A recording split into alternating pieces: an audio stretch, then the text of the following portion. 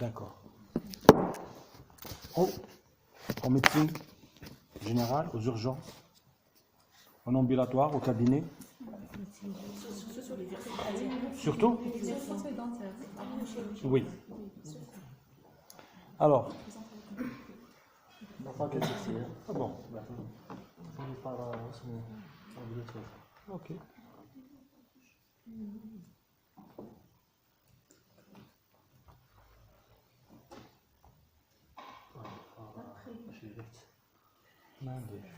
C'est pas grave. Vous préférez qu'on continue comme ça?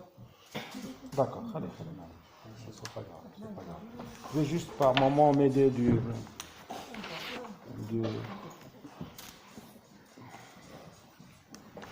Alors, qu'est-ce que vous pensez définir? Comment définir la crise d'angoisse? Parce que la crise d'angoisse, c'est l'attaque de panique. C'est juste l'appellation qui a changé. Autrefois, c'était la crise d'angoisse. Et après, c'est les définitions de la DSM, c'est la Diagnosis Statistical Manual, c'est-à-dire l'appellation américaine des pathologies mentales. Je vous explique brièvement, c'est quoi? C'est les psychiatres du monde qui se retrouvent en Amérique pour un petit peu voter les maladies mentales. Alors, attaque de panique ou crise d'angoisse. Ça se résume en quoi? C'est la peur de quelque chose qui va venir bouleverser la vie d'une personne et qui n'a pas une explication vraiment rationnelle, logique, médicale. Par exemple, ça veut dire qu'il n'y a rien qui fait que cette personne peur de cette chose. Mais elle peur ça comme ça. D'accord. Elle peur d'avoir un problème, une maladie, un décès. D'accord. C'est la phobie. C'est la phobie. Non, la phobie s'exprime par l'attaque de panique. La phobie, c'est la peur de rencontrer soit un objet, soit une situation. Et l'expression de cette phobie, c'est l'attaque de panique. Mais l'attaque de panique, ça consiste... Lequel? Les émotions, il y en a plusieurs. Quel est le plaisir, quel est le dégoût, c'est quoi? C'est quel état? C'est la crainte. C'est la crainte qui est intense ou un sentiment de malaise. Crainte ou malaise. Qui atteint son acmé en quelques minutes. Brièvement, 30 secondes, 1 minute, il commence un petit peu à augmenter. Jusqu'à arriver à son maximum, à son acmé, à 10 minutes. Il arrive tout de suite à son acmé et qui va se résoudre spontanément à partir de la 20e ou la 30e minute. Par moment, il peut durer quelques heures. Il va être 2 heures, 3 heures l'attaque de panique. Mais en général, c'est ça. C'est une peur, c'est une crainte qui atteint son paroxysme, son acmé, en quelques minutes, avec une résolution spontanée, en quelques dizaines de minutes. D'accord? Cette crainte s'exprime, et là où votre rôle est très très important, s'exprime somatiquement. C'est ça le problème. Le premier problème, c'est le problème diagnostique. La crise, l'attaque de panique va s'exprimer, elle va vous dérouter, tout simplement. Le premier symptôme, c'est quoi? C'est les palpitations. Très bien. C'est quoi la palpitation? C'est pas, ça c'est la tachycardie. C'est la perception. Très bien. C'est la perception gênante, douloureuse, des battements du cœur. Parce que le cœur, il bat toujours. On peut avoir une tachycardie sans avoir de palpitations. Si, par exemple, on a quelqu'un qui nous court après ou comme un chien, là, on aura des palpitations. Deuxième symptôme, qui est toujours somatique, c'est la dyspnée. C'est la dyspnée ou gêne thoracique, ou une sensation d'étouffement, ou l'oppression thoracique. Alors là, c'est très décrit. Là, ça devient un garbouche via les urgences. C'est quelqu'un qui vient, je ne peux pas respirer. j'ai mon cœur qui me fait mal là, qui bat très très fort, j'ai l'impression qu'il va s'arrêter. Alors, troisième symptôme, là, on va devenir un petit peu algérien, c'est la boule d'angoisse. C'est les nausées, c'est les gènes abdominales. D'accord? C'est quelqu'un qui a un sentiment de gêne là, dans l'épigastre, et qui le dérange. Et qui, dans la courbe que je vous ai décrite tout à l'heure, c'est-à-dire qu'il augmente rapidement et qu'il descend. Alors, premier, deuxième, troisième, quatrième. C'est les tremblements. Ou, un autre symptôme, c'est les secousses musculaires. يترعد أنا يترعد هاي عندي الفطة هاي عندي الفجعة هاي عندي الخلعة وهو يترعد. Cinquième symptôme, c'est on va vers le neurovégétatif. Oui, c'est des spasmophilie. Là, on va revenir plus tard, c'est des diagnostics différents, c'est avec d'autres pathologies. Alors, le quatrième ou cinquième, c'est la bouffée de chaleur. C'est-à-dire quelqu'un qui va sentir sa température augmenter, qui va suer. Hein. La pâleur n'est pas vraiment un symptôme de l'attaque de panique, mais c'est un corollaire. C'est un corollaire. Alors, sixième symptôme, neurovestibulaire. C'est quoi? Vertige. C'est les vertiges. J'ai l'impression de marcher sur le coton, sur un nuage.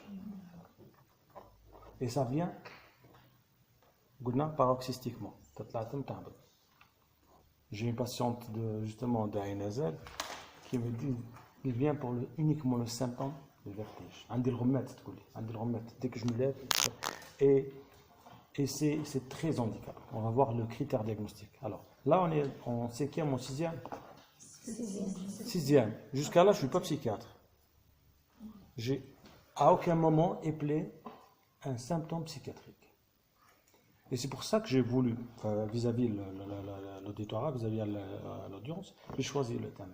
Parce que c'est vous qui allez recevoir ces patients-là. C'est vous qui allez plutôt voir en premier lieu ces patients-là. Voir et probablement les revoir.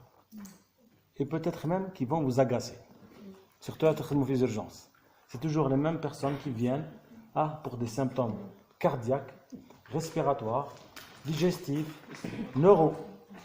neurovégétatifs, vestibulaires et centrales. C'est-à-dire la chaleur et les tremblements. Alors, on peut avoir un de ces symptômes. Justement, pour la crise d'angoisse ou l'attaque de panique, il faut 4. Arba. يجيب لك le premier والباقي تقصيها بهم. يجيب لك le premier. Ça dépend, c'est des personnes. قلت لك les Algériens عندنا بزاف l'angoisse في l'estomac. Ailleurs, c'est dans des populations bien déterminées, c'est le cœur. C'est certaines personnes, par exemple, au centre, c'est la dyspnée. D'accord. Alors, où sont passés les symptômes psychiatriques? Il y en a uniquement 3. Il y a 13 symptômes, 13 critères diagnostiques, plutôt 13. Et il y en a uniquement 3 qui sont psychiatriques. La peur de mourir, la peur de perdre le contrôle ou de devenir fou, ou perdre le contrôle de soi. Et le dernier, la déréalisation, c'est-à-dire la dépersonnalisation. Et là, je sais que personne ne comprend ce terme. Tout simplement parce que moi aussi, j'ai pris du temps à le comprendre. C'est quoi la dépersonnalisation? Perdre les capacités de... Oui. Un médecin perd les capacités de traiter des gens. Non. La dépersonnalisation, presque. La dépersonnalisation se résume en trois éléments. C'est-à-dire la déréalisation, la désamination, la désincarnation. La déréalisation, on a l'impression que ce n'est pas du réel ce qu'on vit. C'est-à-dire là, je vous entends, vous me voyez, ça c'est du réel. D'accord? Parce que c'est quelque chose de partagé. On partage tous la même vision de la chose, c'est de la réalité. Mais la personne a l'impression que le temps passe d'une manière un petit peu plus rallongée. Il a l'impression que le temps s'écoule plus rapidement. où il a l'impression que son corps n'est pas le même, ou de sortir de son corps et de voir. On le décrit très souvent dans les films, surtout au moment par exemple des accidents. Vous voyez que par exemple au moment de l'accident, le temps ralentit, et c'est ça le phénomène de déréalisation. On en voit des scènes où la personne sort de son corps là et voit. Là c'est de l'anxiété extrême. Quand l'anxiété arrive à un état très élevé, la personne a l'impression que la réalité change. D'accord? Alors, vous voyez que, et on peut avoir des symptômes uniquement somatiques. Alors, ça c'est le critère A de la crise d'angoisse. Le critère B, c'est-à-dire c'est quelque chose qui devient handicapant, gênant. Ça prend une ampleur très importante dans la vie de la personne, et ça le gêne. S'il y a la répétition, la recrudescence et la répétition de cette crise, et si la personne éprouve le besoin de changer son mode de vie à cause de cette crise de panique ou d'attaque de panique, là ça devient des troubles paniques. On ne parle plus d'attaque de panique, où la prévalence est de l'ordre de 12 à 15%. C'est-à-dire qu'à un moment donné de notre vie, on va faire une attaque de panique. Mais répéter l'attaque de panique et changer son mode de vie à cause de cette attaque de panique, là, ça devient vraiment des troubles constitués, des troubles névrotiques. D'accord. Alors, est-ce que vous êtes intéressé par l'étiologie ou l'épidémiologie ou, hein? Non.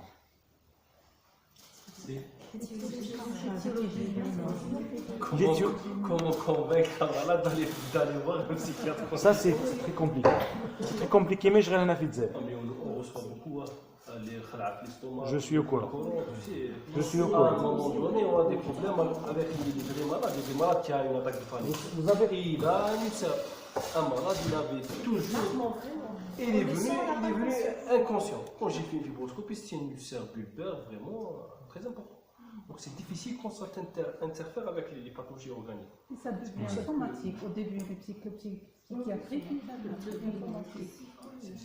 C'est vraiment difficile. Alors, je vous dis comment j'ai su. Il y a énormément de patients qui... Je vous ai cité 4 spécialités: cardio, pneumo, gastro et ORL. En moyenne, ils passent 2 ans à errer entre les autres spécialités avant de connaître que c'est des troubles uniquement psychiatriques. Ça, c'est la règle mondiale. Mais je disais, pour d'autres troubles, ils passent 10 ans pour les troubles bipolaires. Alors, pour les troubles anxieux, pour les attaques de panique, c'est un petit peu notre faute. Et c'est la faute des formateurs. Le cycle des études médicales fait 3 semaines de psychiatrie. السمانه الاولى كان كونترول تاع اللي قبل، السمانه الاخرى مزرتين كامل ما نحضروش، في السمانه اللي في النص نقراو 2 كور لا سكيزوفريني تروبل بيبولير et troubles anxieux مع بعض مينيفوز. Alors la formation ne permet pas à un praticien de détecter la pathologie, et détecter, c'est-à-dire poser le diagnostic et bien la prendre en charge. Donc, comment j'ai su qu'ils traînent, ils ont beaucoup de problèmes, c'est le docteur Hedbiat à Borj. Alors j'ai remplacé à côté, quand on remplacé le docteur Smaïl Daqish, où je recevais beaucoup de patients maintenant. Oh, à ce point, ils connaissent très bien la psychiatrie.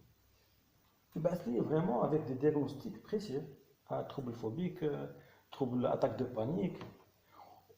Ils prenaient en charge des troubles anxieux, on va dire mineurs. Ils les prenaient très bien en charge. Moi, c'était une année de psychiatrie. 2 ans en psychiatrie, on va dire, il a changé de spécialité. Là où j'ai compris, alors ça c'est beaucoup plus, c'est la désinformation. En plus, durant les 20 dernières années, il passe d'abord 15 consultations chez les thérapeutes traditionnels. Alors, très bien. Les thérapeutes traditionnels, ils قطعوا الخلع. لقيتوا معاهم. chaque jour. لقيت وين في نزل. لا في لافيل. باش يقطعوا. بالمنجل.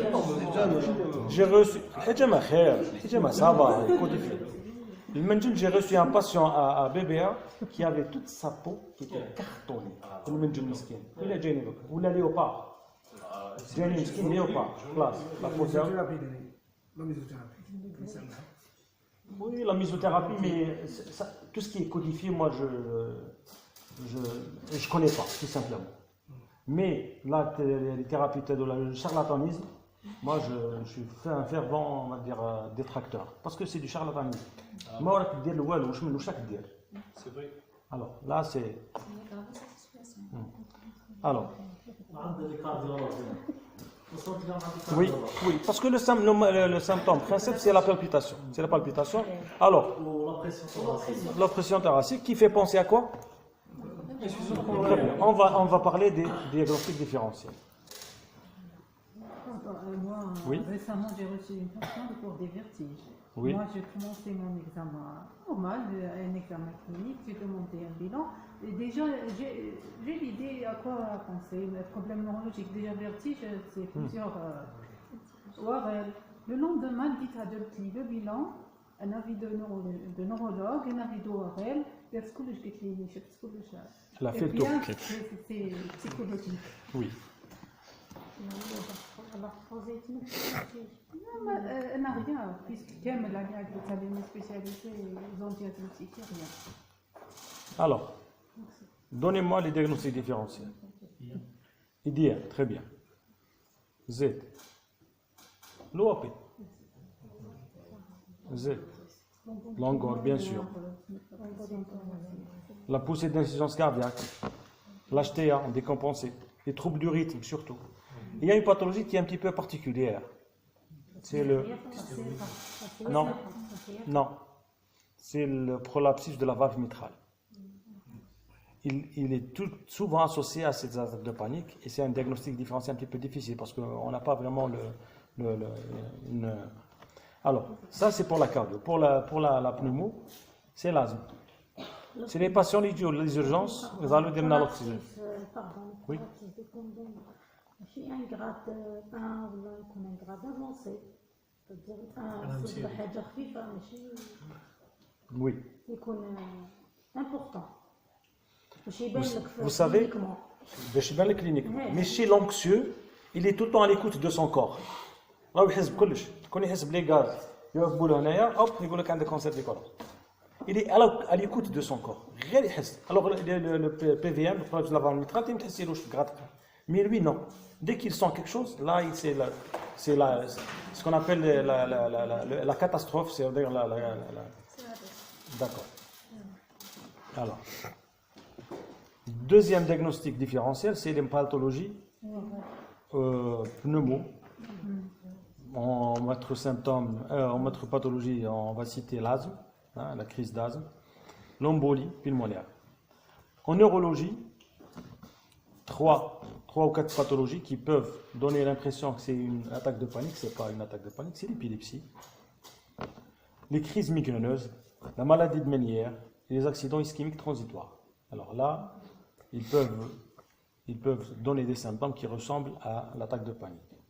Les pathologies endocriniennes, c'est très facile et en général, on les élimine très facilement. En première intention, c'est la dystéroïdie, hein.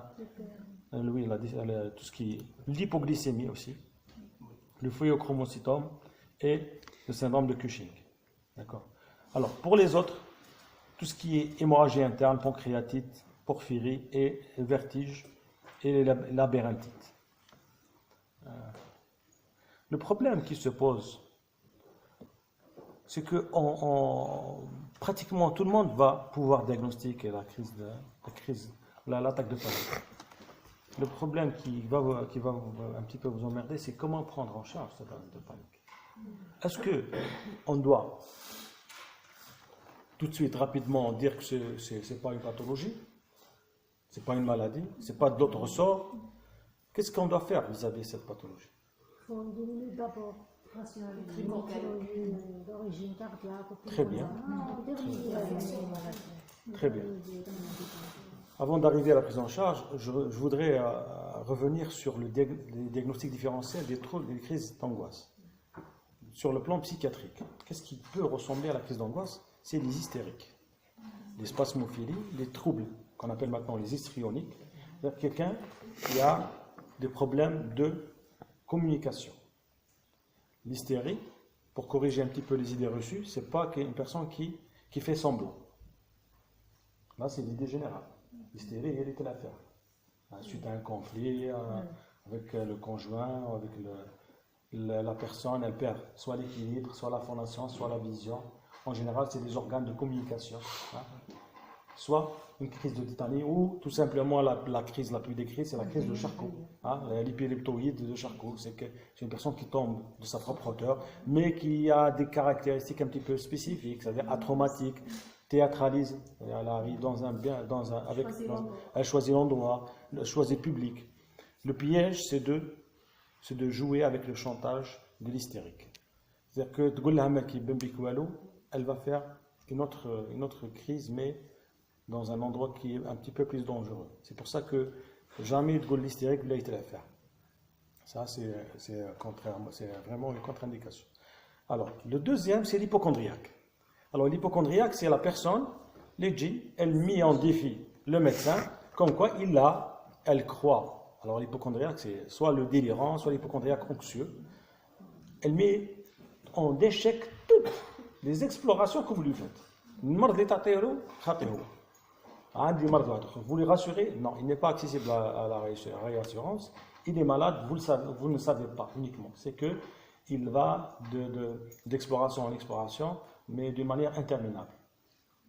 Alors, ça c'est les deux grands troubles anxieux qui peuvent être un petit peu apparentés aux troubles. Les autres, c'est des troubles qui viennent avec l'attaque de panique, qui ont été décrites par votre collègue, c'est la phobie. La phobie déclenche l'attaque de panique. Les troubles anxiété généralisée déclenchent l'attaque de panique. Quoi d'autre? Oui, c'est uniquement ça. Alors, comment oui? Quels sont les critères diagnostiques de la crise d'angoisse? 4 sur 13. 4 sur 13. Alors,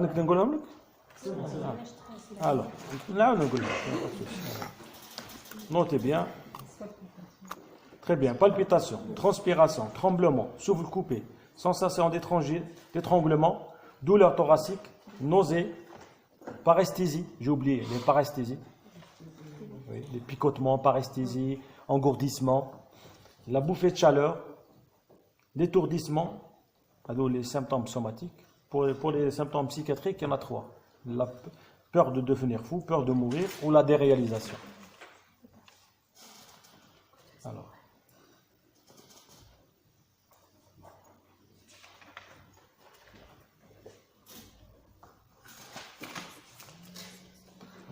Alors, tout simplement, l'attitude thérapeutique, elle va d'abord dans le sens médical de la situation. C'est-à-dire qu'il faut éliminer, c'est un diagnostic d'élimination. C'est ce qui un petit peu qui agace les médecins. C'est qu'on ne peut pas tout éliminer en réalité.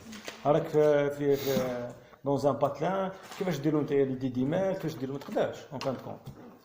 Alors, s'il y a une constellation de symptômes, là on est plus orienté vers l'attaque de panique. S'il y a un premier contact, un sujet jeune, avec une anamnèse chargée de tabagisme, là vraiment on pense à quelque chose d'organique, surtout si c'est le premier contact. D'accord. Mais l'exploration somatique n'a pas uniquement un but diagnostique, Là, l'exploration somatique, elle est à but thérapeutique.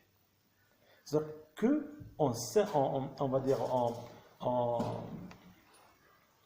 rassure le malade qui n'a très bien.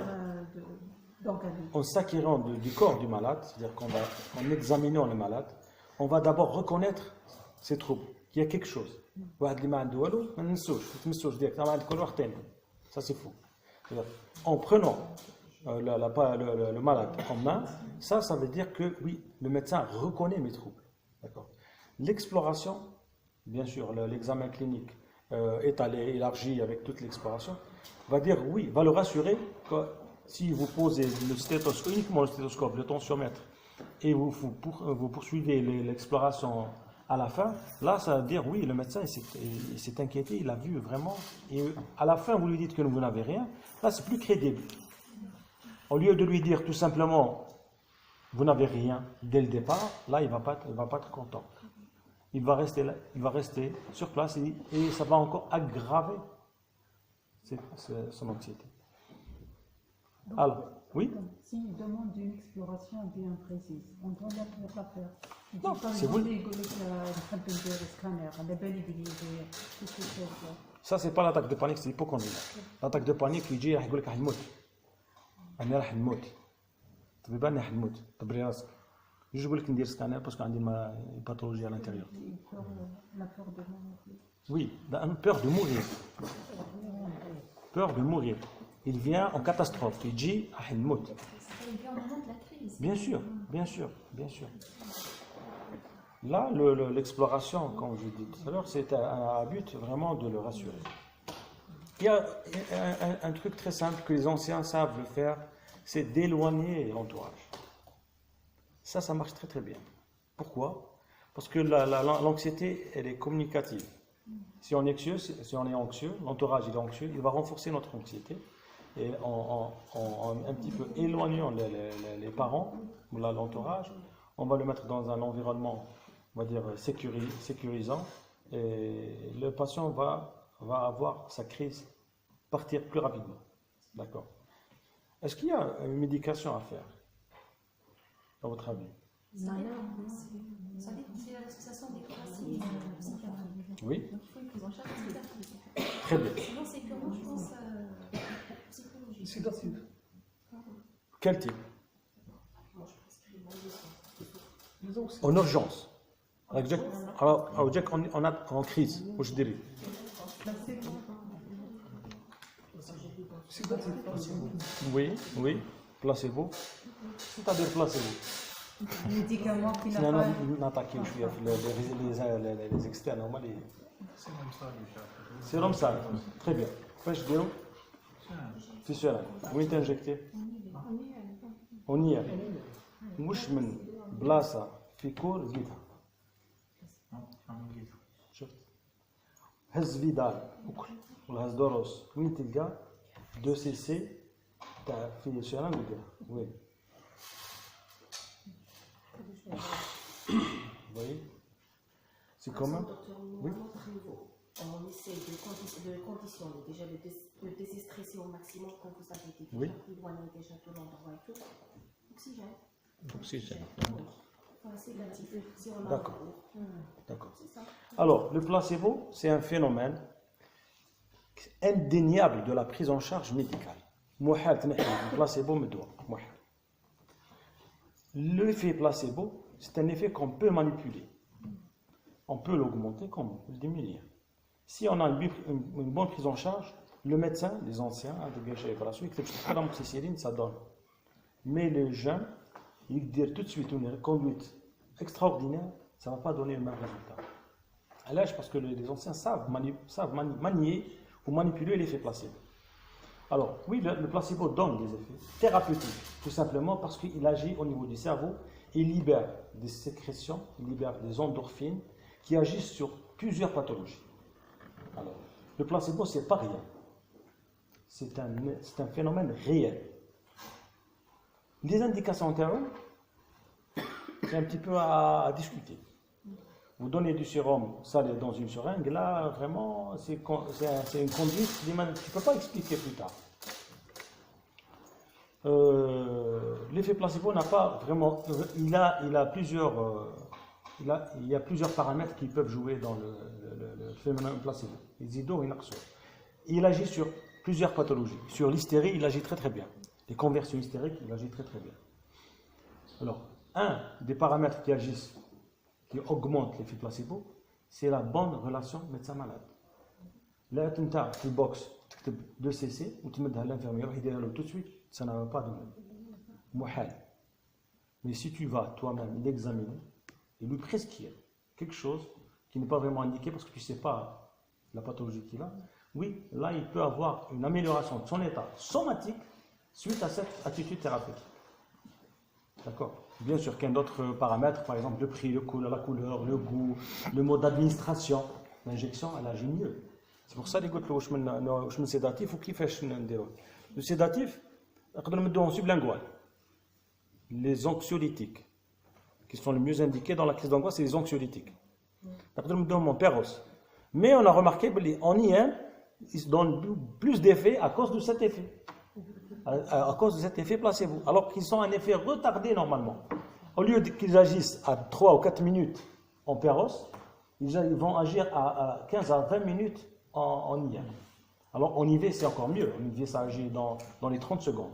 Le problème, c'est les troubles qui vont avec les crises d'angoisse, surtout les troubles addictifs, les addictions, les toxicomanes. Les toxicomanes, ils viennent vraiment en crise d'angoisse. Mais ils viennent demander le toxique. Et là, ça peut poser problème aux médecins, à nos confrères qui travaillent aux urgences. Ils disent يقول لك دير لي فاليوم directement Valium.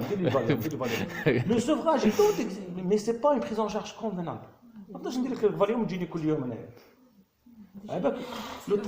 le traitement d'appoint, le traitement de référence pour les attaques de panique, c'est le Rivotril. Alors que c'est le traitement de référence, le Xanax. Ça n'existe pas, Rivotril injectable, comme Malheureusement, ça n'existe pas, parce qu'on en a besoin. Le problème, c'est qu'on ne peut pas prendre en charge une crise d'angoisse dans des conditions défavorables. C'est-à-dire qu'on n'a pas vraiment le cadre, on n'a pas le personnel qui est habilité à prendre en charge des crises d'angoisse. Alors, le diagnostic, apparemment, c'est simple, hein, c'est clinique. Le diagnostic, il est d'élimination, hein, d'accord, avec une constellation de symptômes. Les diagnostics différentiels, c'est toutes les pathologies somatiques qui donnent ces symptômes, d'accord. La prévalence, vraiment, elle est de l'ordre de 12 à 15%. La prise en charge, elle est simple, très simple. Hein. C'est une attitude thérapeutique complète. C'est pas uniquement une injection ou c'est l'exclusion. Le bicolore, non. Oui. Pour le traitement, vous avez bien décrit le traitement d'attaque. Oui. Les aux urgences. Oui. Est-ce qu'il y a un traitement d'entretien, oui. dose, durée, oui. le mode oui. Alors, la prise en charge à long terme. Si c'est une crise unique, on va se limiter à un traitement d'appoint du moment et puis c'est un épisode qui part. Si ça se répète et si ça peut donner d'autres troubles, c'est-à-dire des troubles paniques, quelqu'un qui ne sort pas de la maison, mais il y a l'attaque de panique, mais il leur vie, ils vont dans l'attaque de panique. Des fois, ils vont dans les endroits publics. On appelle ça l'agoraphobie, une trouble panique avec agoraphobie. La personne, elle est cloîtrée. Là, c'est une prise en charge plus spécifique, plus détaillée. Et en grosso modo, ça consiste à donner des antidépresseurs. Les antidépresseurs, on a 4 ou 5 qui sont sur le marché. Ils sont à efficacité un petit peu égale. Le profil, comment choisir l'antidépresseur, c'est par rapport aux effets secondaires, tout simplement. Les doses, en général, pour la paroxétine et la fluoxétine, c'est entre 20 et 60 mg. Entre 20 et 60 mg. On peut commencer à 5 ou à 10 mg. Parce que l'effet placebo, oui, l'effet placebo est le maximum. On peut commencer le traitement, il agit. Surtout si elle n'est pas, si la personnalité du patient n'est pas méfiante. L'effet, il est tout de suite ressenti. L'anxiolytique, c'est le piège. L'anxiolytique, c'est le piège de la prise en charge. Tout simplement parce que c'est lui qui va tasser les symptômes de l'anxiété. Malheureusement, il va donner ce qu'on appelle la tolérance et la dépendance. La tolérance, c'est quoi? C'est de s'habituer à ces doses-là. Et au fur et à mesure, ces doses-là ne donnent plus d'effet. Et le patient aura tendance à augmenter les doses. Ça, c'est le phénomène de tolérance. Le phénomène de sevrage, c'est à l'arrêt ou l'arrêt de dégression, on va voir la réapparition des symptômes. Comment procéder, comment un petit peu éviter ce piège, hein? C'est de donner, bien sûr, le principe de la prescription, des doses minimales efficaces. Alors, on ne va pas donner 3 comprimés si on peut donner uniquement un comprimé, hein, premièrement. Deuxièmement, ne pas renouveler systématiquement. Et ça, c'est à cause de ça qu'on a ce qu'on appelle des pharmacodépendants acétifs. C'est parce que des confrères n'ont pas eu le réflexe d'éviter le renouvellement d'ordonnance. Et on oublie les anxiolytiques. 2, on peut changer d'anxiolytique. 3, on joue sur la durée. L'anxiolytique, c'est les 2 premières semaines. Vous voyez sur la boîte, c'est entre 8 et 12 semaines. 8 et 12 semaines, ça veut dire 2-3 mois maximum. Si on va au-delà, ça, c'est une pharmacodépendance assurée. غديروا une dépendance غتقلبوا مدمن. Après 12 semaines. Ah oui. Donc, la première crise, on ne dit pas l'antidépresseur. Non, non, non, pas la peine. Par exemple, de magnésium. Magnésium, c'est pas un antidépresseur. Magnésium, c'est un oligo-élément élément qui aide.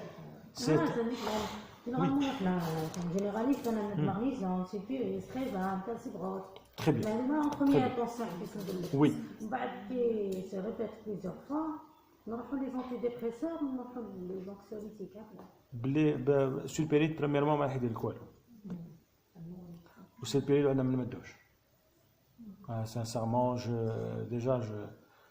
une très très mauvaise. Je haïs le sulpéride. Il donne des gynécomasties, de l'impuissance. Pour les femmes, énormément. D'accord.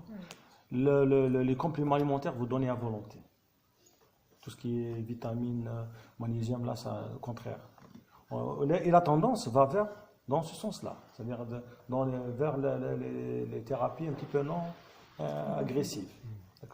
S'il y a un trouble psychique avéré, là, c'est plus délicat. Parce que les troubles paniques, soit un tag, trouble anxiété généralisée, soit c'est un corollaire d'un autre trouble psychiatrique, une personnalité par exemple, une personnalité pathologique, évitante, une personnalité obsessionnelle. Là, ça demande beaucoup plus. Et le médicament n'a jamais été la seule prise en charge. Comment faire pour envoyer le message? Comment le convaincre? La question, c'est pas Justement, je parle sérieusement, on a du mal. C'est-à-dire, au fond de nous, on sait qu'on ne sait pas manipuler ces médicaments. C'est très difficile pour nous. On peut commencer de l'entretien, on sait que vous êtes mieux placé pour ça. Comment expliquer? Est-ce qu'il y a une méthode, disons, scientifique pour convaincre le malade d'aller voir une seule fois un confrère spécialisé dans ce domaine? Il n'y a pas de souci. C'est que les organes, la sensation, cette sensation n'est pas située au niveau des organes. Cette sensation que le cœur bat, la sensation se situe au niveau du cerveau. Ce n'est pas au niveau du cœur. Vous n'allez pas sentir le cœur battre au niveau du cœur. Vers le centre de la perception, il est haut placé. C'est-à-dire que c'est à la classe, par exemple, tu changes l'ampoule. Si ça ne marche pas, tu vois l'interrupteur. Si ça ne marche pas, tu vois le disjoncteur, c'est-à-dire que c'est central. C'est plus haut. L'atteinte, oui, le symptôme, il est là. Le symptôme, il est là. Mais l'atteinte, elle est ailleurs. Et toute la perception, là, je vous vois, mais la sensation, par exemple, si vous touchez quelqu'un, ici, c'est vrai qu'il a l'impression que vous le touchez ici, mais la sensation, elle est là, au niveau du cerveau. D'accord? Et c'est pour ça qu'on a du mal à expliquer la maladie mentale. Tout simplement parce qu'il y a un dysfonctionnement au niveau du cerveau. Il y a une sécrétion. Par exemple, pour l'attaque de panique, c'est un hypofonctionnement au niveau amygdalien qui est responsable de la peur. L'endroit de la peur, c'est le cerveau reptilien. C'est un cerveau très, très, on dirait, rudimentaire. C'est le plus ancien. C'est un des primates. On va dire le frontal. Le lobe frontal qui est responsable de la cognition. Alors, qu'est-ce qui fait que le patient a peur? Soit c'est le cerveau reptilien qui est réflexe, ça veut dire quelqu'un qui a peur, il a besoin de cette peur. Sinon, la peur, c'est quelque chose d'utile à la personne. La peur, elle va mobiliser les ressources pour fuir le danger. C'est ça la peur. Quand elle est, on va dire, reptilienne, elle est utile. Quand elle est frontale, c'est de l'apprentissage. Donc, on apprend à avoir peur. Par exemple, الولاد كامل كانوا بكري يروحوا يقراوا حد. هاهم يخطفوا الولاد ما كانش واحد ما يخافش ولا وليدو يجيبوه يسرقوه. Ça c'est de l'apprentissage. Ça c'est de la cognition. Le problème dans la sécrétion de la sérotonine, pourquoi ça agit? Tout simplement parce qu'il y a un hypofonctionnement au niveau de ces zones-là qui ne sécrètent pas assez de sérotonine. On donne un inhibiteur sélectif de la recapture de la sérotonine pour diminuer la recapture et pour pouvoir augmenter la concentration de la sérotonine au niveau de la synapse. C'est ça le mécanisme d'action des antidépresseurs, la majorité. Les plus utilisés maintenant. À l'âge, parce qu'ils n'ont pas beaucoup d'effets secondaires. Les anciens ont des effets secondaires, les tricycliques, les IMAO, Les IMAO, donc, on a relancé pour d'autres. Je ne sais pas s'il y a des indications des IMAO. On a les inhibiteurs de la monoamino-oxydase. Alors, il y a tendance. Cette année, il y a deux. Les inhibiteurs sélectifs de la recapture de la sérotonine et les IRSNA, les inhibiteurs sélectifs de la recapture de la sérotonine et de la noradrénaline. Les médicaments qui agissent sur les troubles phobiques, anxieux, parce que c'est un dénominateur commun, c'est la sérotonine. La sérotonine provoque 6 pathologies, provoque la phobie, les troubles anxieux généralisés, provoque les PTSD, post-traumatic stress disorder, provoque les tags, provoque les attaques de panique et trop panique. Là, qu'est-ce qu'on fait? On va alimenter ces zones-là de sérotonine. Ba'da, la phase de psychothérapie. La psychothérapie, c'est la relaxation. La meilleure psychothérapie pour les actes de c'est la relaxation. C'est-à-dire réapprendre à se relâcher. Le problème de l'anxieux, c'est qu'il écoute trop son corps. Là, on lui demande d'être relâché. L'exercice le plus simple, c'est de respirer par le ventre. Il respire par le thorax rapidement. On lui demande de respirer d'une manière ralentie par l'abdomen. Si vous avez remarqué, surtout les films américains, sachez. Ça, c'est un exercice pour diminuer l'anxiété. On est obligé de ralentir la respiration, de respirer de l'air qui est riche en CO2 pour diminuer l'hypercapnie, provoquée par l'hyperventilation. Elle fait qu'augmenter les battements du cœur. D'accord? Ça, c'est pour expliquer un petit peu au malade. Voilà. Le problème texte, c'est de la diminution de la sérotonine. Même, c'est pas psychiatrique, c'est pas de la folie. C'est une mauvaise appréhension du danger. C'est-à-dire que le patient interprète mal les symptômes de son corps. C'est bon. C'est sûr. Là, c'est une mauvaise interprétation des symptômes. Et quand on donne une explication scientifique, rationnelle, ils sont à l'écoute. Mais quand on dit parce qu'il n'est pas fou. Il a peur de devenir fou. Au contraire, il a peur de devenir fou. On appelle ça la psychoéducation. C'est-à-dire on informe. Quand on informe, l'appréhension du danger tombe. Et c'est ça l'anxieux. Il appréhende le danger. Il khaf. Donc on va agir sur les symptômes, c'est l'appréhension.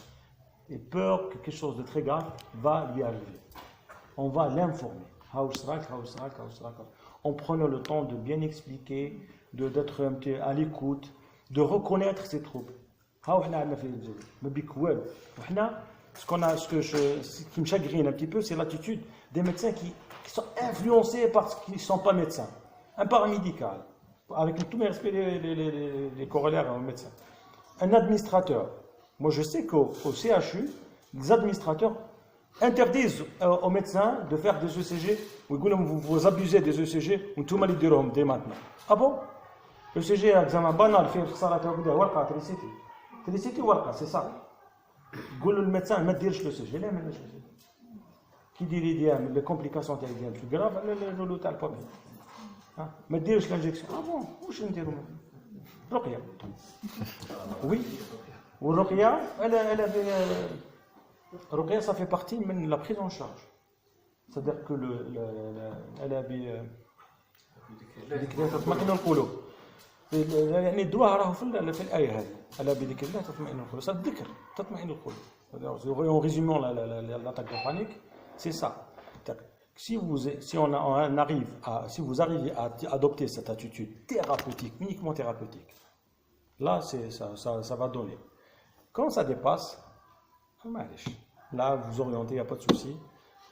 Quand ça devient un petit peu une autre pathologie plus grave, surtout les hypochondriaques, c'est agaçant. Ça devient un problème d'attachement. Le malade, il y a ce tableau de garde, surtout vous le prenez en charge. Il va développer un lien un petit peu. Oui. Et il faut savoir que ces malades, les attaques de panique, ils ont le droit de faire un cancer, ils ont le droit de faire. Très bien. C'est une patiente que j'ai reçue qui faisait des crises comme ça quand elle est en train de calmer, elle fait le tour un peu des médecins. Un jour, elle a fait des douleurs comme ça, fait un ASP, il trouve un niveau, un scanner, il n'y avait rien, un anti-IRM, il y avait un infarctus au niveau de l'intestin grêle. Donc c'est juste pour vous dire, c'est-à-dire même si on explore ces malades, je pense que, d'après votre avis, c'est des malades qu'il ne faut pas hésiter à les explorer. Il a le droit de faire une idée. Je le dis aux étudiants, نقولوا معليش hypochondriaque معليش d'accord. Est-ce que l'hypochondriaque a le droit de l'IDM ou non? Est-ce qu'il a le droit? Est-ce que vous êtes en droit de passer à côté? Il dit que c'est pas la 17e fois il dit l'IDM. Exactement. Tu n'as pas le droit de passer à côté. On l'examine. Tu es thérapeutique, tu es médecin. La technicité, ce qui fait un petit peu, ce qui va un petit peu guérir le patient, c'est la technicité. C'est-à-dire, tu as le savoir. Si tu as le savoir, tu appliques le savoir à le patient, il est rassuré. Mais quand tu as rassuré, ما يقدرش يجي واحد يقول له بيك والو ما يمنوش انت تجي اون بلوس تجيب لا تكنيسيتي تاعك ولا السافوار تاعك وتحطو على المرض هذاك خلاص il va être rassuré et guéri. D'accord. Alors un patient même hystérique, les hystériques تاني عندهم le droit. Et l'escalade de chantage de l'hystérique, il faut faire très attention. خاطر ولا تشرب شويه سيلفيريد برك خاطر ثاني تشرب شويه جابر برك مره ثالثه يشرحهم 4 étage. Il faut faire très attention, il faut bien les prendre en charge. كان الاسبوع كما قال عزيز كاين جون 25 ans كان كونفلي على لا فامي هما توجور تلقاهم عندهم كونفلي في لا فامي جوزتها بعد يسال الله انسيستي كي درت لها ريكتور قلت عندها بوليب قلت عندها بوليب جي اونلي 25 ans. Ça pourrait être un cancer dans 5 ans. Donc un malade qui est comme ça, il faut l'explorer, s'il n'y a rien, tant mieux. Tant mieux. On va dire que pour la prise en charge crâne, oui. tu as vu que comme par exemple les benzodiazépines sont plus indiqués pour les choses. Là, elles sont indiquées en première intention. Indiqués. Oui. Ça a un risque de dépendance, c'est ça? C'est ça. Si c'est une crise unique, allez, je te donne. On fait par exemple le sévrage après. Il ne faut pas arriver au sevrage. Il faut donner en appoint une injection. S'il y a une répétition, là ça devient un trouble. Là ça devient un trouble. Il faut donner un traitement de fond qui est les antidépresseurs, ISRS. Pendant combien de temps? Par exemple, le dépression, c'est ça? Minimum 2 ans. 2 ans. Minimum. Pour les troubles paniques, minimum. L'amélioration, ça arrive au bout d'un mois et demi. Hein. Un mois et demi, un mois et demi. On va faire. Moi, je donne l'exemple de la licence. Qui est Lamba. Lamba, tu la station, mais je n'ai pas fait Lamba, le plein. C'est pareil. Pour un petit peu inciter les gens à prendre, parce que c'est très difficile de prendre le traitement en long cours. C'est très difficile. Même pour des gens instruits, mais je dois encore pire. Les instruits, mais je dois classe. Est-ce qu'il y a des déprétines?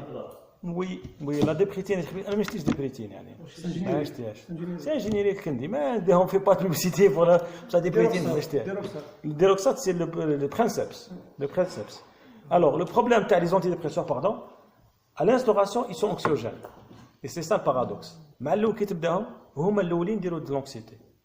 On va commencer progressivement à un demi-comprimé, à 5 mg, à 10 mg, avec l'association de l'anxiolytique. Qui toque l'anxiété, nous l'anxiolytique au bout de 2 semaines, 4 semaines maximum.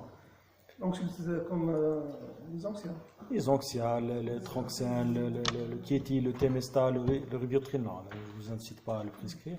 Mais il faut y aller, il ne faut pas y avoir peur.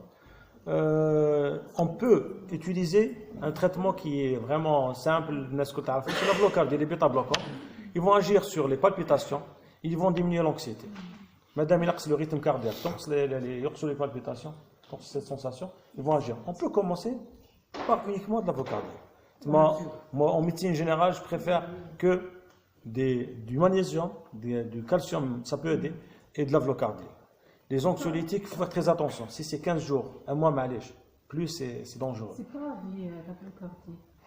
Des fois, tu regardes des malades qui veulent traitement de médecin, c'est pas pour un problème cardiologique, cardiaque, mais ils veulent dire la blocardie, tu vas dire un vie. Moi, je dis la blocardie, je ne fais pas de pub, les bêta-bloquants, les bêta-bloquants, ça donne un bon résultat sur les palpitations. Mais c'est pas un vie. Non. Non.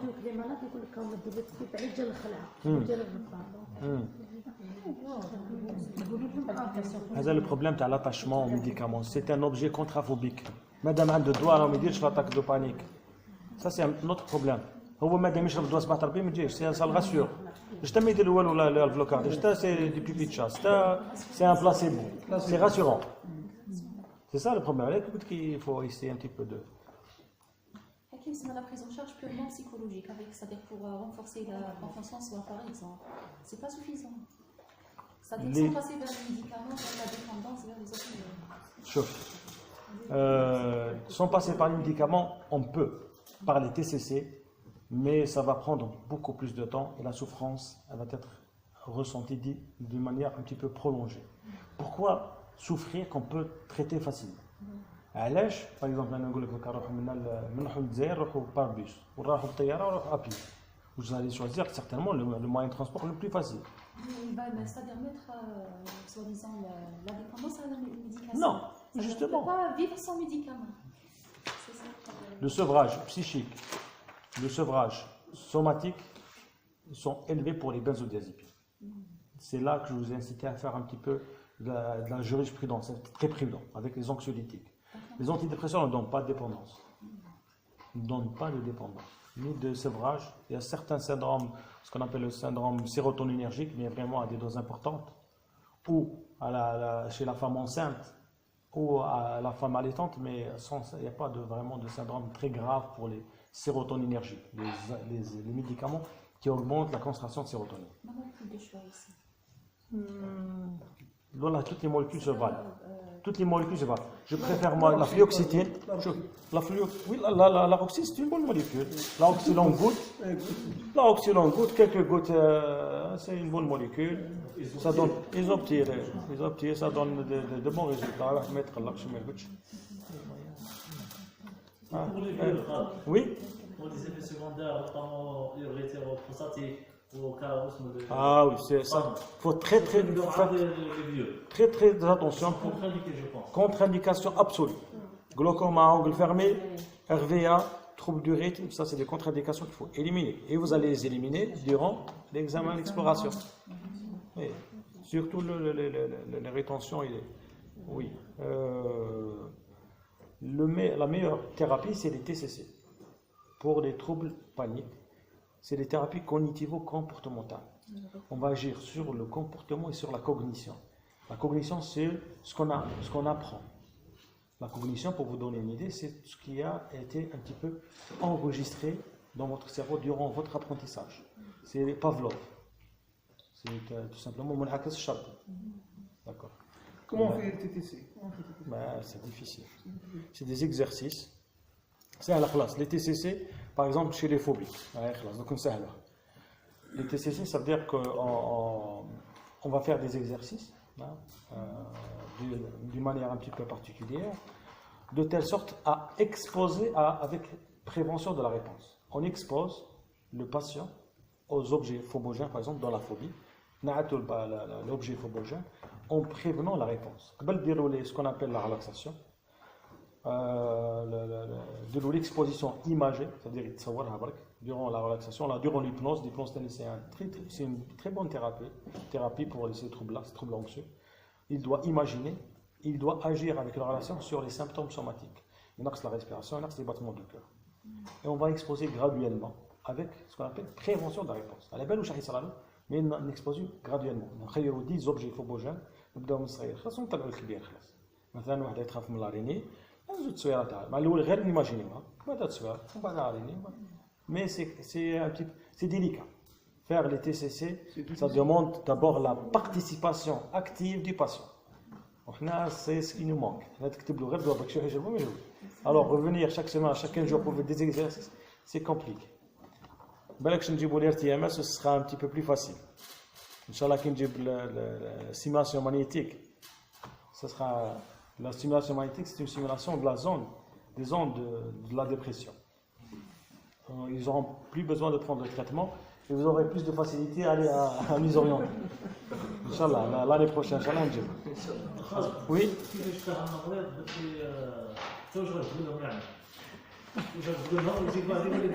يعني 5 سنين هذا واش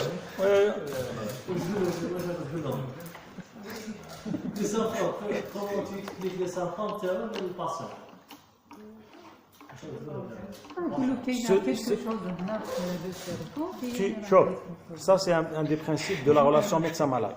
Premièrement, vous le faites tous, je suis certain. Tout bon médecin, il le fait sans le savoir. Qui m'a tout bon réqui, il dit que la prise en charge, بلا ما تكون عنده une technicité. أو يدير في la relaxation, بلا ما يفيق.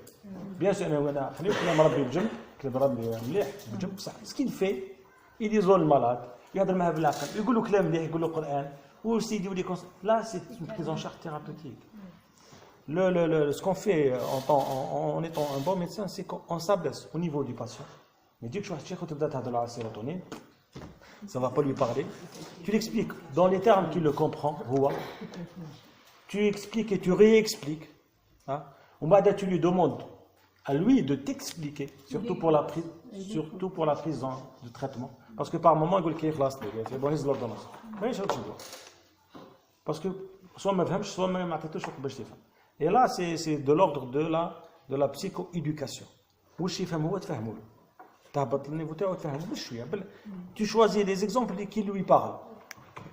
Et ça, c'est le cours régional. Tu parles un discours tel. Oui, c'est un aidant, ce qu'on appelle les aidants. Les aidants, pour les troubles anxieux, le parent ne va pas vraiment aider. Le parent, il est là pour amplifier le phénomène, il ne va pas aider. Il vaut mieux être entre thérapeute et médecin. C'est encore mieux. Elle touche les enfants. Les attaques de panique, oui. صباح جاتني واحدة. الصباح هذه comme par hasard, جيني طفلة من درقينا خرجت مسكينة الصباح. Alors ça, c'est une attaque de panique réactionnelle. Parce que les attaques de panique, كاين وحدهم isolés, كاين réactionnel. حاجة كم قالت جوج كلاب، خوها صغير طار شكل وقف. Elle a fait une insomnie à 3 jours. ما كلات والو مسكينة. Moi j'ai une fillette de 10 ans. Elle fait carrément de l'anorexie, تتقيا برك مسكينة وديما خلعانة وخايفة وقلبها راح يحبس وكرشة وجسمها. Alors ça, c'est tout simplement une attaque de panique. Oui, ça peut toucher. Alors, s'il y a une particularité des enfants, c'est les symptômes. Mais ils n'ont pas la cognition. Ils ne savent pas qu'il y a des poumons, du cœur. Alors, les symptômes s'expriment différemment. Soit c'est de la colère, soit c'est de la frustration, soit c'est un retrait, soit c'est des vomissements. Hein? Surtout le plexus solaire. Le plexus solaire,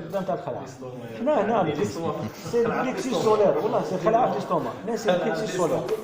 Les Algériens, c'est les plexus solaires du Léram Khala. Oui. Oui. Oui.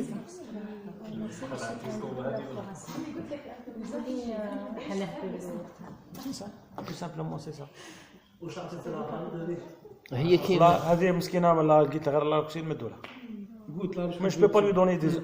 Mais j'ai bien pris en charge sur le plan psychothérapeutique. Il ne faut pas se focaliser sur les médicaments. C'est ça la différence. C'est qu'il ne faut pas dire que c'est le produit chimique qui va agir. En général, c'est le médecin. C'est le médecin d'abord. On va d'abord le produit. Le produit, et le médecin, il agit avec l'effet placebo beaucoup plus. Avec l'explication, avec l'écoute, avec ce qu'on appelle le terme l'empathie. C'est-à-dire l'empathie. C'est-à-dire je peux ressentir ce que tu ressens. Je comprends ce que tu ressens. C'est ça l'empathie. C'est pas de la sympathie, c'est pas de l'antipathie, c'est de l'empathie. Ah non, il ne faut pas faire ça. Avec tu dis la sympathie, c'est pas bien. La sympathie, mais ça se retentit sur le médecin lui-même. Tous les burn-out. Les malades qui sont la chimie, les médecins qui font la chimie, qui font l'onco, qui font les réa. Ils font beaucoup de burn-out. C'est pas à cause de ça. C'est que les GMA, il va être émouvant, il va être affecté par lui. Il va le ressentir comme un parent. Il s'identifie à lui. Il identifie un parent à lui. Et ça c'est un autre phénomène. Ça s'appelle la résonance. Par exemple, l'exemple de Sahel Khlas, c'est un sapeur-pompier, il doit sauver par exemple un accident, il y a un bébé mort. Un célibataire, il dit ce qu'il a à faire. Mais un marié a un enfant, il va ressentir le traumatisme plus profondément. Il peut faire même un PTSD. Le prochain cours, le PTSD. Oui, si tu veux. Si vous voulez suggérer des cours, voilà, des conduites, il n'y a pas de souci. Mais la prochaine fois, on va dire le thé. Les bégaiements secondaires, l'attaque de panique. Bégaiement, je préfère que vous orientez à un psychologue. Je trouve que s'il n'y a pas d'autres pathologies. s'il n'y a pas vraiment de la phobie scolaire, est-ce qu'il n'y a pas une phobie sociale, hein, est-ce qu'il n'y a pas une angoisse de séparation.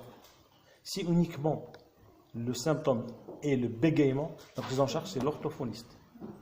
Si c'est uniquement le bégaiement, Ta'ta'a, c'est une rééducation phonétique de l'appareil phonétique. Si c'est un symptôme, il faut voir le problème. Il faut gérer d'abord le problème à la source. Si c'est une phobie de séparation, là, des parents séparés, il va... Isolé, bégaiement, isolé. Isolé. Et secondaire, attaque de panique. Parfois, le traitement, c'est super aidant. Je préfère que ce soit pris en charge par des pédopsychiatres ou des psychologues, avant d'arriver à la médication. Parce que la médication, ça donne tout de suite un cachet de malade. Alors ça peut être traité d'une manière un petit peu plus douce, surtout pour les enfants. Là, les enfants, on est réticents pour la médication. Mais les troubles graves, troubles de conduite graves, les troubles dépressifs, par exemple, il y a un potentiel de suicide. Même au RAMM, même à Neshla, on donne des antidépresseurs. Il y a des enfants qui se suicident maintenant à l'âge de 12 ans. Maintenant, on donne l'antidépresseur parce que à la même à 15 ans. On donne. Mais on laisse ça pour des exceptions. Quel est le rôle du psychologue dans la crise d'angoisse? Ce qu'il ne faut pas dire aux patients. Qui est psychologue? Non, ok. Le médecin ما عندوش الوقت. Le médecin il est occupé aux urgences. يا ربي يدير الجبير على هذا يكتب لهذا. Le psychologue il a plus de temps. C'est عقله يدي علاش بغا يشوف زوج مرضى في العشيه يقدر يهضر يقدر il peut écouter, il peut prêter son oreille. Mais je dis ما طبيب راهو هارج, il est sollicité en général. Les complications plus tard chez l'enfant, sur le plan psychologique. 2. Ça peut évoluer pour des troubles قدر حتى تروح لا كارير تاعو ما يكملش القرايه tout simplement يودر حياته. C'est vraiment des troubles paniques. C'est un handicap social et voire même une exclusion sociale. Et خلاص يجي من هنا وقاعد من هنا وخلاص. C'est pour ça qu'il faut le prendre en charge. C'est le même problème chez les patients. Oui. Qui ont des examens. Ça c'est autre chose. Ça c'est le trac ou l'anxiété de performance. Le trac, il cède tout de suite après l'exposition.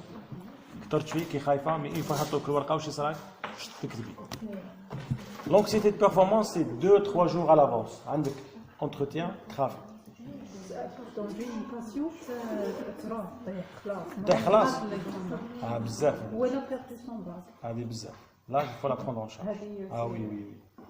Ah, le bac, quand même, c'est un événement important de la vie. C'est très très important. En amont. Des gens qui ont sauté. Le compteur est sauté. Ce qui m'a l'hystérie, par exemple. L'hystérie, c'est que le corps se substitue à la parole. C'est quand le corps la parole ne peut plus. C'est le corps qui va prendre le relais. C'est-à-dire que عندهم les paralysies, عندهم يتعوجوا يطيحوا يستغموا حتى c'est parce que la parole ne suffit plus à exprimer ce conflit. Le phénomène de dystonie neurovégétative, DNV. DNV, c'est une ancienne appellation de la crise de Charcot. Dystonie neurovégétative, c'est une appellation erronée. Elle est erronée, elle est bannie. Maintenant, l'appellation, c'est même pas. L'hystérie, c'est dans la classique. C'est les troubles histrioniques. C'est la conversion histrionique. C'est-à-dire conversion, c'est des problèmes psychiques qui se convertissent en problèmes somatiques. Et la majorité, au niveau de c'est la perte de conscience. En deuxième lieu, c'est la crise. En troisième lieu, c'est les spasmophilie. En quatrième, cinquième, sixième, c'est tout ce qui est organe de sens. La vision, la phonation. On va tout ce qui est appareil locomoteur. Comment on fait le diagnostic différentiel? C'est qu'elle ne répond pas à une structure anatomopathologique. Une paralysie, c'est pas vraiment une hémiplégie. Une hémiplégie, par exemple. Ça, c'est un autre problème. La dystonie, oui. Pour ce qui est de la schizophrénie, par exemple, là où j'exerce, il y a 2 étudiants schizophrènes, le diagnostic confirmé. Oui. Celui qui a une expertise psychiatrique. Oui. C'est-à-dire, est-ce qu'elles doivent quitter Jamais. complètement ou bien lors de pousser seule? Non, madame. On est des médecins. Il n'y a pas de conflit. Si la patiente, si les parents surtout, la patiente, l'entourage, il est bien porteur, vous êtes sécurisé. Si vous sentez qu'il y a une réapparition des symptômes, là, vous la mettez en quarantaine, en éviction. Mais uniquement au moment des rechutes. Il faut tout de suite la réinsérer. Ça, c'est criminel. Si on prend un étudiant, moi, on avait un étudiant en médecine. هنا في ستيف ما شفتش. أنا في ستيف ما شفتش. Mais à Betna, j'avais 3 médecins. كاين 2 ولا 3 ثاني في ستيف. Je me souviens, c'est beaucoup plus obsessionnel. Maintenant, le problème qui se pose, est-ce que le médecin schizophrène a le droit d'exercer? Et là, c'est une communication. On a posé cette question même au plus haut niveau des c'est un problème. On a un médecin, je ne divulgue pas un secret, on est tous médecins. واحد تم فيها إليزي سي ان سكيزوفريني يجي يدير عند الموديكات ويروح ويزيرسي نورمال. كي هضرت مع البروفيسور وكالي الله يرحمه قال لي كيسكي بو فير واش يكتب اموكسيسيلين 6 fois par jour خلي ما عليه. مي ان شيروجيان moi j'avais un patient chirurgien في مستر باشا اللي ما حبوش يمدوا له دي ام اس. لا وي اون بليس دو بور اي كونتر. ايماجين ان شيروجيان ديليرون يدخل للداخل يبدا يقط. je le sais, je connais ما حبوش يمدوا له دي ام اس كيف ça c'est au cas par cas. Si une schizophrénie, la schizophrénie, on ne parle pas de schizophrénie, les schizophrénies. Si une schizophrénie bien on va dire, stabilisée, il peut tout faire. Je connais des gens, ils bien Qu'il y a des schizophrénies mal équilibrées, là, non. Là, je suis. Elle est belle, je le connais. ضرب بيخي البروف تاعو شنو؟ ضرب. طيب الشيرجان خلاص انا باغ الوسوس في البلوك. وخطرات خليه للبيرو عطاه بدبع. انا باي جو كوني سا اون بو با لوي دوني ان ديبلوم. Non, je crois pas. Je crois pas. Non. Il décompose. En plus, ce qu'on appelle des antécédents chargés. Les antécédents bizarres. Les frères تاعو schizophrènes. كل فامي كامل. oui, تقدر تقبل حتى واحد من لا فامي تاعك يوبيري. خلاص, c'est bon. La réponse est là. Il est presque chaque année عنده une décompensation. كاين شيروجي avec السكيزوفرين. كاينين قلت لك سي au cas par cas. اللي مات Au cas par cas. La schizophrénie, c'est un autre. Si vous voulez, avec Bougadouma, on projettera, Inch'Allah, une autre réunion. Les IRS médicaux également, le médecin, quand il le prescrit, il n'y a pas de risque. يكتب على روحه يعني الدكتور يدير ولا ما حاجه. يتباعش. يتباعوا زوج حوايج دوكا الليريكا الباركينال هذوما لي توندونس. Mais الاخرين les ISRS ما يتباعوش. Il faut pas en avoir, ils donnent pas de dépendance. Au contraire, on peut traiter avec les toxicomanes. Parce que surtout les toxicomanes qui sont phobiques sociales.